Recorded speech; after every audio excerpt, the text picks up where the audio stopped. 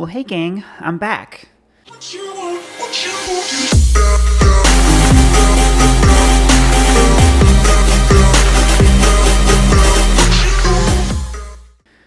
Whoops. I kind of fell into a depression hole, and then all of a sudden it was the last week of class. So, let's talk about some stuff. So, normally what I would do is, after we had our discussion on, what even was it? Systems of government. We would start to talk about the government in the United States. We would talk about the founding of the United States and the original political parties, Federalist and AntiFederalist. Federalists were like for big government. This was more like big business. You mostly found these people in cities. They wanted a strong federal government. That's the like national level, not state level, to help business across state lines and things like that. The Anti-Federalists were more agrarian, more rural, and against federal government overreach. They were very much like states' rights and things like that. And so you might think that like, oh, Federalists, that kind of sounds like Democrats in the North, more about like cities, and Anti-Federalist sounds like Republicans. But that's not what happened. That's not who they were. The parties went through several changes, and since this is the last week of class, I'm not actually going to go through all the history of that stuff. But the Federalists became the Republicans. The Anti-Federalists became the Democrats. Democrats were in rural areas. Democrats were really strong in the South. Republicans were very strong in the North and very much about big business. And so we would come to this point in the class where I would be like, but why was there this big switch? Well, the answer is Nixon. Richard Milhous Nixon and the Southern strategy that he employed. Racism. It's racism. The Southern strategy was all about Republicans courting racist Southern white people to get them on the Republican team.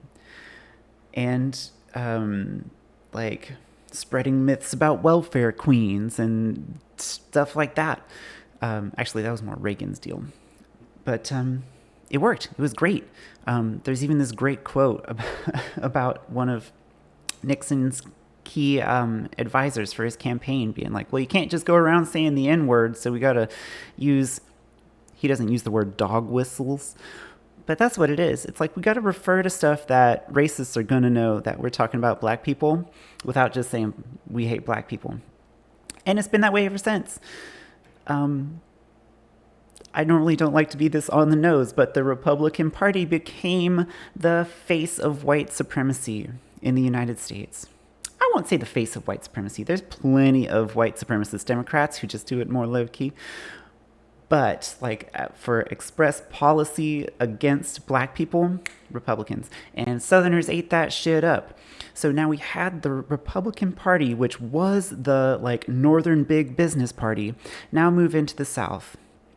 And they start saying lots of stuff about like states' rights and stuff like that. But at their core, they're still that Federalist Party.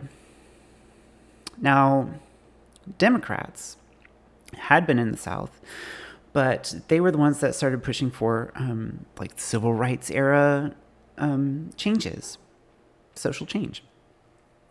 But because they kind of got pushed out of the South, I mean, like you see Republicans today talk about how like, well, the Democrats used to be the KKK. We're the party of Lincoln.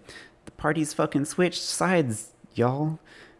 Y'all probably already knew that, or at least some of this story.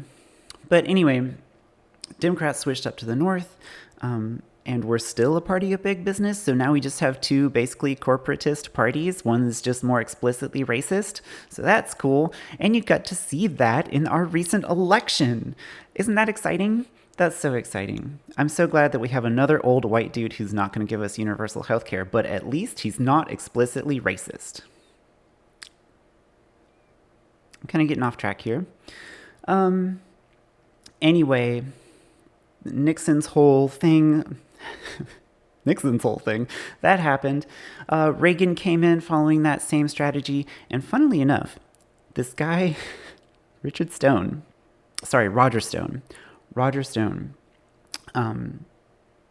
was part of that whole Nixon Southern strategy. He was part of Reagan's whole deal. And he was one of Trump's key advisors, and he got arrested for a whole bunch of bad stuff. I might put it up here. Just being a big dickbag, breaking a bunch of laws, fraud, things like that. Except Trump pardoned him. So, well, I guess he didn't pardon him. He commuted his sentence. So now he can't actually go to jail for those terrible things that he's done. He's also a big racist.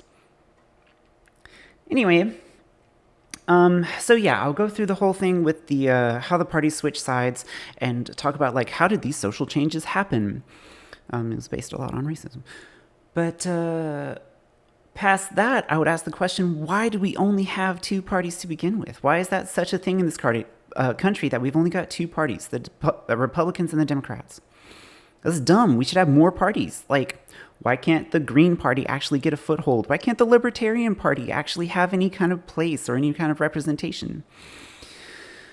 Well, turns out that has a lot to do with our voting system. And I'm going to send y'all some links to a whole series of videos about how voting systems work and some alternatives. And I'm going to give you an assignment about that. And that's probably going to be your last assignment since it's the last week of class. Oh, God, excuse me. Long story short, we use something called first past the post voting, meaning that whoever gets a majority wins. That's normal. That makes sense. That's a good way to understand democracy, I guess. But it turns out having something so simple like that basically forces you to any kind of side parties to consolidate into one big party to hope that they get enough to reach that majority. And so because people are afraid of wasting their vote or throwing it away, we end up with two parties that don't actually represent everybody very well at all. And so as you're watching the YouTubes that I link you to, I want you to be looking at some of the proposed alternatives like mixed member proportional representation. I want you to pay attention to what the guy says about gerrymandering and how we can fix that shit. And ranked choice voting, where the idea is basically that you list the people that you want to vote for, or sometimes called instant runoff voting. So if I want Bernie Sanders first and Elizabeth Warren's my second pick and Joe Biden is third, I guess. And then I don't even know the Independent Party and Green Party candidates' names. Whatever. I even try to be informed about this stuff. I just blanked. I forgot. And I'm not bothering to look it up for this video because who cares? Trump will be dead last. But anyway, God, I just can't stop thinking about how he keeps being tweeting. Fuck that guy. My point was if Bernie doesn't get a majority, then my vote still goes to somebody that I actually like and would care about voting for. It's not oh, well, Bernie lost the primary, so I guess I might as well have voted for Trump since I didn't vote for Biden. It's a way to take care of that kind of vote spoilage problem. Nobody's vote gets spoiled, or nobody's vote spoils a candidate who can actually win. Anyway,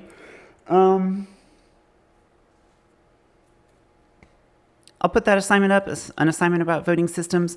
Look into the Southern strategy. That shit is interesting. And